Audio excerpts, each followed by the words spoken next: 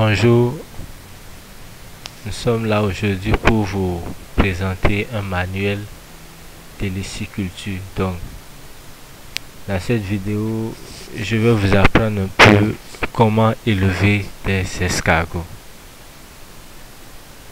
Vous voyez le titre du document, de mon document, qui est intitulé Manuel de lessiculture. Ici, nous avons une espèce d'escargot Achatina marginata que j'ai placé ici sur une feuille. Donc, nous abordons la première partie.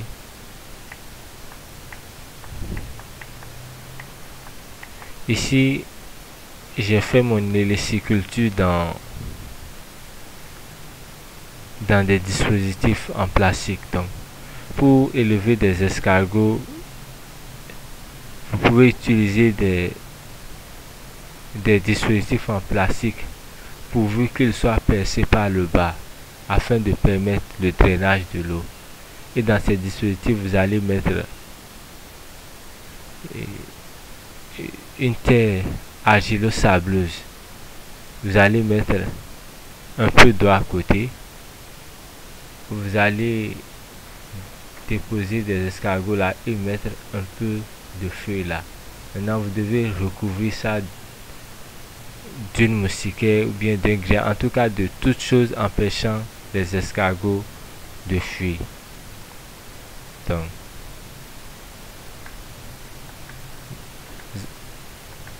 nous abordons maintenant la partie intitulée mise en place d'une escargotière. À la première étape, pour élever des escargots,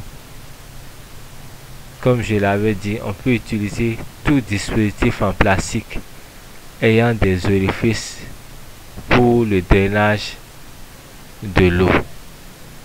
Donc, et pouvant si possible contenir plusieurs couches de terre.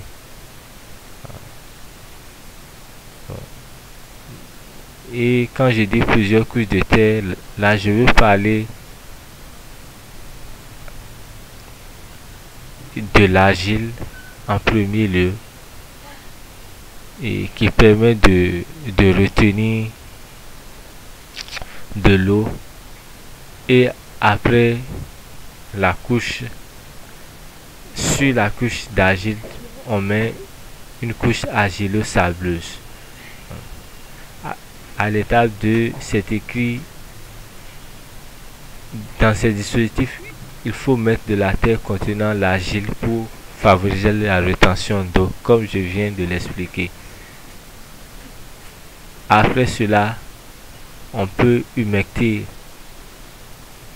le contenu du plastique, c'est-à-dire la terre. Mais quand on humecte, c'est seulement pour garder le lieu humide. Il ne faudrait pas que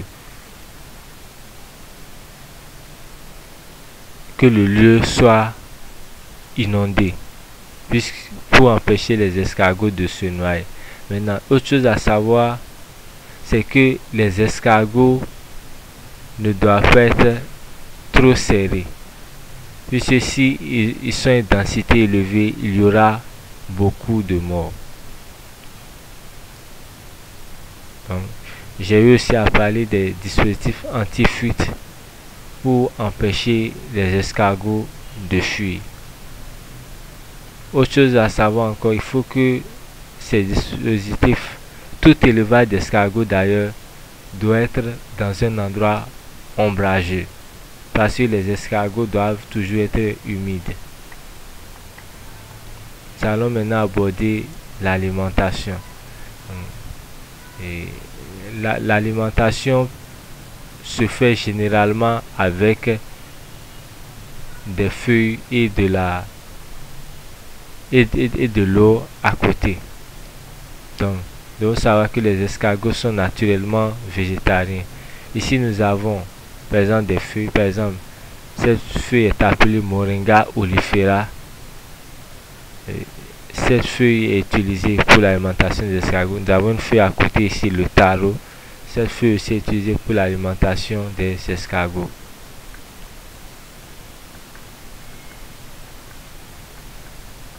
Autre chose à savoir, c'est que la nourriture et l'eau doivent être renouvelées chaque soir, puisque c'est à partir du soir que les escargots commencent par être actifs.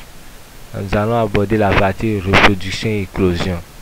Donc, nous devons savoir que lorsque les escargots s'accouplent, nous ne devons pas les déranger. Donc, dans une autre vidéo, je vais vous donner plus d'éclaircissement. Autre chose encore à savoir, les escargots, quand les escargots pondent aussi, il ne faut pas les déranger. Donc, à l'accouplement et à la ponte, il ne faut pas les déranger.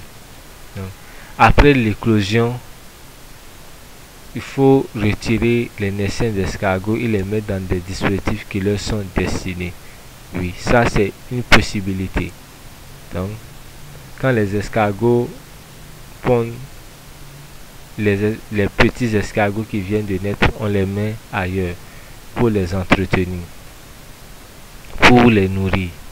Donc, autre chose à savoir encore concernant l'entretien, c'est que chaque soir, il faut enlever les excréments d'escargots pour éviter le développement des moisissures, puisque les escargots sont très sensibles aux moisissures. Donc, si vous faites un élevage d'escargots, vous aurez certainement des morts, mais il ne faudrait pas que le nombre d'escargots morts soit très élevé.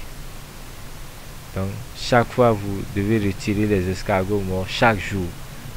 Et après cela, autre chose importante à savoir, c'est qu'il faut renouveler la terre ou bien les couches de terre tous les 3 mois. Merci de m'avoir suivi. Je suis